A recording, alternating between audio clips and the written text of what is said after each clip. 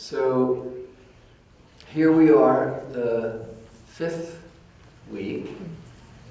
So far, we've gone through what mindfulness is, the initial teachings of the Four Noble Truths and the Eightfold Path, a prescription for bringing your life into balance and harmony. And then last week talked about the difficulties that arise while we're meditating. This week we are going to look at the good news. All the different qualities, or some of the different qualities, wholesome, healthy qualities that are both cultivated in the meditation and can be brought consciously to the meditation, not just in the meditation, but to our life, because the more you practice them in the meditation, the more they're reinforced to cultivate and develop in your life as well. First, something to understand.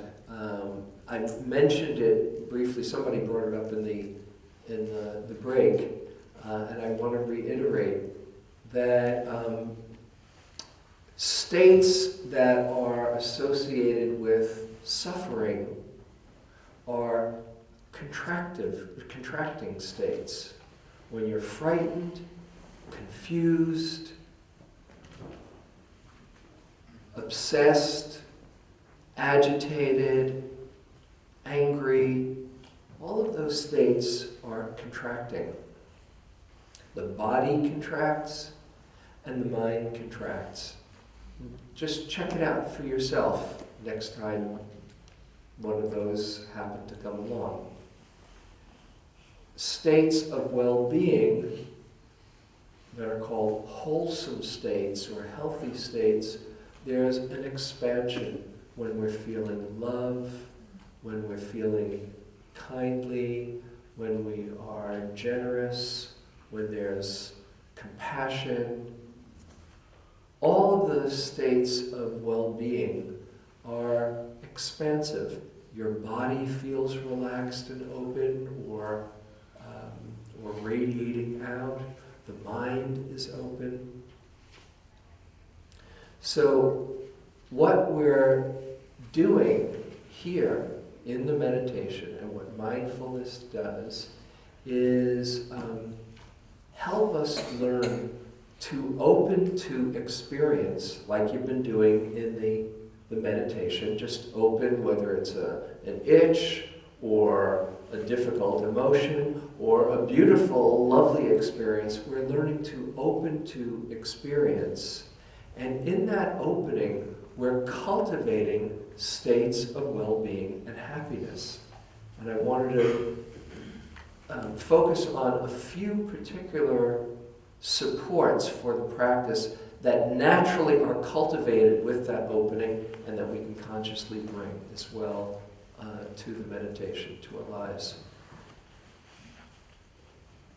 Our general relationship to most experience is that of contracting, or often our relationship to experience when we're not in the middle of those opening healthy states. When we're not so conscious, we contract. If the experience is unpleasant, there's a strong tendency to contract away from it, to protect ourselves or keep it at bay. If it's a pleasant experience, there's also a very strong habit of contracting around it, wanting to possess it. I like this. I want more. Give me more. Bring it on. And we try to hold on to pleasant experience. So this is something quite different, quite radical. We're learning to open to the unpleasant, which, interestingly enough, is probably the most the wisest response we can have, as you were saying, oh, I had that pain in my legs, and instead of running away from it, I said, okay, here it is. It'll change. Oh, I can be with this. And it wasn't that bad. Instead of, oh my goodness, I've got this pain in my leg. How do I get rid of it? I can't stand it. Why isn't this going away? And then we compound it with that contracting response. So we're learning to open to the unpleasant. And when things are going swimmingly, instead of saying, yeah, gosh, I hope this doesn't go away. How can I get more? Well, that dessert was really good. A second's going to be even better. Well, maybe a third will be good too. And we get indigestion in the process. Instead, we can open to the pleasant and really be here for it. I am all in favor of being here for it. But as soon as it becomes a grasping, as soon as it becomes an attachment to wanting more, we're cutting ourselves off from that healthy state of well-being. So this is all about learning to open to the unpleasant and learning to open without grasping to the pleasant, just allowing it all to be here.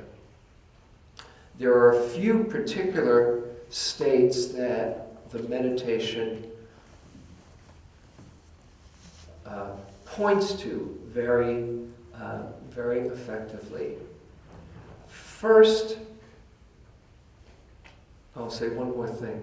When we're opening to experience, it's really the antidote to the complaining mind that says, I don't like it this way.